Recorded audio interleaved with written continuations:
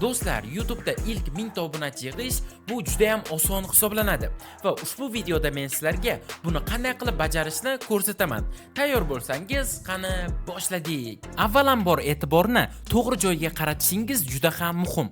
G'alati eshitilsa ham 1000 ta obunachiga erishish uchun siz obunachi yig'ish haqida o'ylamasligingiz kerak.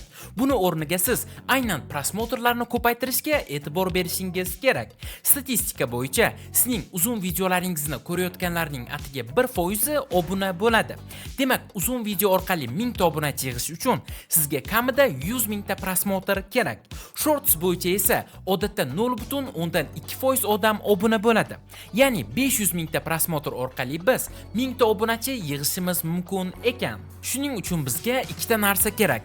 Birinchisi prosmotrlarni ko'paytirish, ikkinchisi o'sha obuna bo'lish foizini yaxshilash. Ko'pchilik yangi kanallar haftalab yoki oylab davomida yurmasligi mumkin.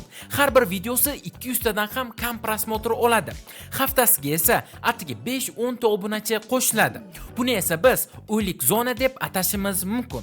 Lekin agar muammo nimada ekanini bilsangiz, bundan chiqish yo'li juda ham oson bo'ladi. Agarda sizda shu holat kuzatilayotgan bo'lsa, muammo ikkita narsadan bo'lishi mumkin.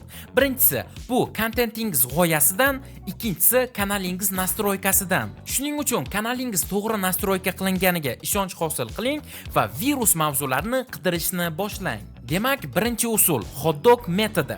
YouTube bu g'oyalar biznesi va g'oya har doim montaj yoki dizayndan ustun turadi. Hot dog metodi degan usul bor. U shuni anglatadiki, siz mashhur blogerlar bilan to'g'ridan-to'g'ri raqobat qilishingiz shart emas. Uning o'rniga juda ko'p ko'rilgan, lekin yomon bajarilgan, masalan, montaji oddiy, sarlavha va prevyusi chiroyli emas videolarni topasiz.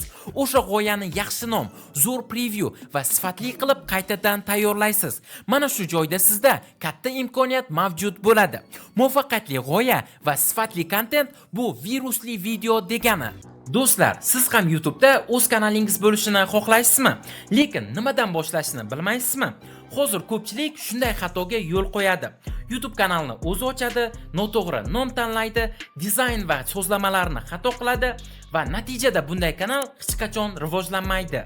Shuning uchun biz sizga tayyor YouTube kanal ochib beramiz, kanalingiz uchun unikal nom topamiz, sifatli banner avatarka tayyorlaymiz va kanalingizni rekomendatsiyaga chiqadigan qilib sozlab beramiz. Hattoki hozirda ko'pchilik duch kelayotgan raqam bilan tasdiqlash muammosini ham hal qilib beramiz. Agar siz ham YouTube'da o'z kanalingizni boshlamoqchi bo'lsangiz, ekrandagi admin profiliga YouTube kanal so'zini yozib qoldiring. Biz esa sizga batafsil ma'lumotni yuboramiz. Ikkinchi usul shortslardan foydalanish. Shorts bu sizga juda katta prosmotr va obunachi olib keladigan qurol. Masalan, o'zimning Vegeta kanalimdagi ushbu video 5 million prosmotr olgan va 30 mingtaga yaqin obunachi olib kelgan. Siz shortslarni tayyorlash uchun ko'p vaqt ajratishingiz shart emas. Shunchaki uzun videolaringizdagi qiziq va foydali joylarni kesib olib, shorts formatda joylashingiz mumkin. Uchinchi usul ijtimoiy isbot. Odamlar bir narsaning qiymatini uning mashhurligiga qarab baholashadi. Agarda kanalingizda 20 ta obunachi bo'lsa, ko'pchilik sizni ko'rishga arzimaydi deb o'ylaydi. Lekin kichik kanallarning afzalligi ham bor. Ya'ni odamlar sizdan ko'p narsani kutmaydi. Agarda kontentingiz kutilganidan kuchliroq chiqsa, ular sizga tezda qo'yil qolishadi va obuna bo'lish ehtimoli oshadi. O'zingizni katta ko'rsatishga urinish shart emas. Men kichik YouTuberman, lekin rivojlanishga harakat qilyapman deb ochiq aytsangiz, odamlar siz bilan rivojlanishni istaydi va kanalingizni qo'llab-quvvatlashadi. To'rtinchi usul call to action. Call to action bu harakatga undash. Ya'ni bunga misol qilib, odamlarga videongiz boshida obuna bo'lishga undash kiradi. Meni shaxsan o'zim yaqinda Vegeta kanalimning videolarida menga obuna bo'lsangiz, mushuklarga 1 grammdan ovqat ajrataman degan videoni qo'yishni boshladim. Natijada obuna bo'lishlar soni 2 baravarga oshdi. Siz agar xarajat qilishni istamasangiz, shunchaki obuna bo'lishlarni iltimos qilishingiz ham mumkin va bu ham juda yaxshi natija beradi.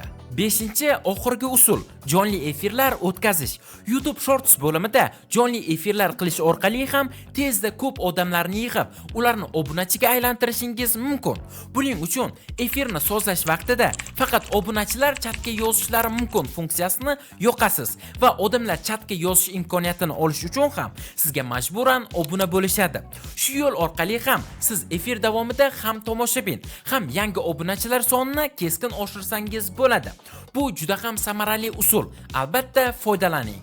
Xullas do'stlar, ushbu 5 ta usulni barchasini sinab ko'ring, chunki sizga bitta usul yordam bermasa, boshqa usul yordam berishi mumkin. Va do'stlar, ushbu usullar orqali siz bemalol bir haftada 1000 ta obunachi yig'ishingiz mumkin. Agar video sizlarga foydali bo'lgan bo'lsa, videoga like bosing, kanalimizga obuna bo'ling va kommentariyada o'z savollaringizni yozib qoldiring. Keyingi videolarda ko'rishguncha, xayr.